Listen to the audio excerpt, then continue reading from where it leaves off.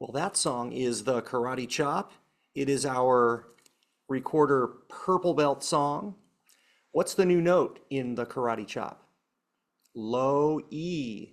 To finger a low E, we're going to put 1, 2, 3 fingers down on our left hand and then 1, 2 fingers down on our right hand. So we're covering 5 holes in the front and the thumb in the back.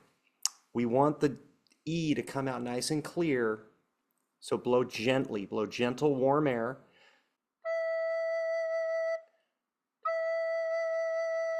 If you blow a little too hard, it's not going to sound nice.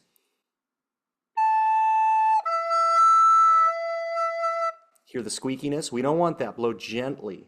This is probably our prettiest song that we play in these recorder belts.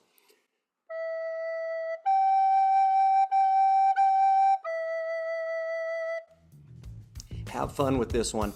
Happy practicing.